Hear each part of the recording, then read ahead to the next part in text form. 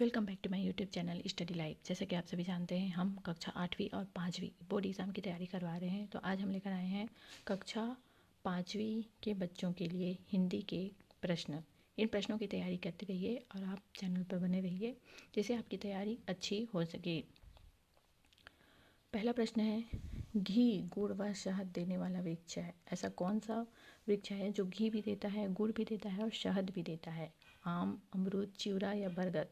तो घी गुड़ और शहद देने वाला वृक्ष है चिउरा। डामर कहते हैं, डामर किसे कहते हैं? कोल तार को, सड़क को, कोयला को या सीमेंट को? तो डामर कहते हैं कोल तार को। अगला प्रश्न है, आदिवासियों को के विद्रोह का नाम था? स्वतंत्रता क्रांति, सोच, चिपको या भूमकाल? तो आदिवासियों के विद्रोह का नाम था भूमकाल। देश की सीमाओं की सुरक्षा का दायित्व होता है शिक्षक पर, सेना पर, डॉक्टर पर, खुद पर? तो देश की सीमाओं की सुरक्षा का दायित्व होता है सेना पर। ऋषि के कितने शिष्य थे? अगला प्रश्न है, मोइना के भाई व पिता के बारे में लिखिए। मोइना के भाई और उसके पिता के बारे में लिखना है। भारतीय सैनिक किसके लिए विख्यात है, किस लिए वो प्रसिद्ध है? बालक मोहन ने कौन सा शब्द गलत लिखा था? बाबा अंबेडकर को किस नाम से जाना जाता है? और पगडंडी और सड़क में क्या अंतर है? पगडंडी मतलब छोटी सी गली और सड़क, इन दोनों में अंतर लिखना है। इंद्रधनुष में कितने रंग होते हैं? तो इंद्रधनुष में 7 रंग होते हैं। नन्ही चींटी क्या करती है? अगला प्रश्न है, डॉक्टर अंबेडकर महान क्यों माने जाते हैं? शहद कैसे बनाया जाता है, इसकी प्रक्रिया पर एक आलेख लिखना है।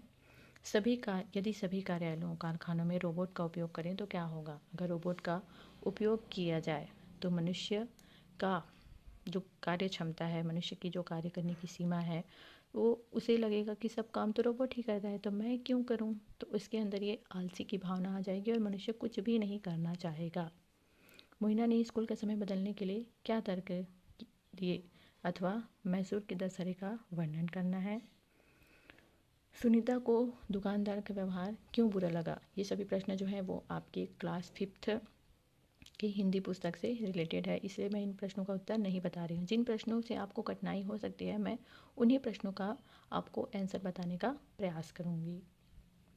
अब है, निम्न मुहावरे के अर्थ लिखो। मन ललचाना, ढिंढोरा पीटना, खुशी से झूमना। खुशी से झूमना मतलब बहुत ज़्यादा खुश होना। ढिंढोरा पीटना मतलब बात को फैलाना। मन ललचाना। अगला प्रश्न है गद्यांश। इस गद्यांश को पढ़कर इन प्रश्नों के उत्तर देना है। छत्तीसगढ़ मध्य भारत में है, इसे धान का कटोरा कहते हैं। झारखंड, उड़ीसा, आंध्र प्रदेश, महाराष्ट्र, मध्य प्रदेश, उत्तर प्रदेश छत्तीसगढ़ की सीमा को छूने वाले राज्य हैं।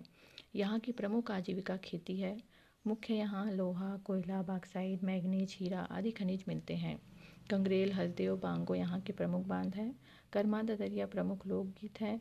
पंथी, कर्मा, सुआ, राउत नाचा यहाँ के प्रमुख नृत्य हैं। छत्तीसगढ़ तेजी से विकास कर रहा है। अब पहला प्रश्न है, छत्तीसगढ़ की सीमा को छूने वाले राज्य का नाम लिखो। तो झारखंड, छत्तीसगढ़ की सीमा को छूने वाले राज्य हैं झारखंड, उड़ीसा, आंध्र प्रदेश, महाराष्ट्र, मध्य प्रदेश, उत्तर प्रदेश। छत्तीसगढ़ की मुख्य आजीविका है, छत्तीसगढ़ की मुख्य आजीविका खेती है। इन प्रश्नों के उत्तर आपको यही इसी पैराग्राफ में मिलेंगे, कहीं से आपको याद नहीं करना है या ढूंढना नहीं है। छत्तीसगढ़ के प्रमुख लोकगीत हैं, तो छत्तीसगढ़ के प्रमुख लोकगीत हैं पंथी, कर्मा, सुआ, राउत नाचा। छत्तीसगढ़ के प्रमुख बांधों के नाम लिखिए। छत्तीसगढ़ के प्रमुख बांध हैं गंगरेल, हसदेव, बांगो। छत्तीसगढ़ के किन्हीं 4 खनिजों के नाम लिखो। तो छत्तीसगढ़ के 4 खनिज हैं लोहा, कोयला, बॉक्साइट, मैग्नीज। ऐसे आपको प्रश्नों के उत्तर देना है। अगला है, स्थानांतरण प्रमाण पत्र हेतु आवेदन पत्र लिखो। आपके पिताजी का स्थानांतरण हो गया है, तो ऐसे में आपको स्थानांतरण प्रमाण पत्र हेतु अपने प्रधान पाठक को आवेदन पत्र लिखना है, अथवा अपने माताजी को अपने हॉस्टल के बारे में पत्र लिखिए। अपने माताजी को अपने हॉस्टल के बारे में बताना है कि यहाँ किस प्रकार की सुविधा है, कैसे रहते हैं, क्या क्या करते हैं, क्या होता है, इस संबंध में आपको अपने माताजी को पत्र लिखना है। लास्ट है, किसी एक विषय पर निबंध लिखना है। दीपावली, होली, महात्मा गांधी, छत्तीसगढ़ के महापुरुष। तो ज़्यादा बेस्ट है फिफ्थ क्लास वालों के लिए कि आप किसी त्यौहार के ऊपर लिखिए, क्योंकि किसी महापुरुष के बारे में तो पता होता है, लेकिन हम उसमें ऐसा होता है कि हम 10 लाइन नहीं लिख पाते हैं फिफ्थ क्लास के बच्चों के लिए। तो त्यौहार के विषय में आप जितना से ज़्यादा लिख सकते हैं उतना आपके लिए फ़ायदेमंद है, ये आपको अंक प्रदान ज़रूर करेगा। तो कोशिश कीजिए जिस टॉपिक पे आप सहज हैं, जिसमें आप लिख सकते हैं, उसी को टॉपिक को चूज़ कीजिए और उसको लिखिए।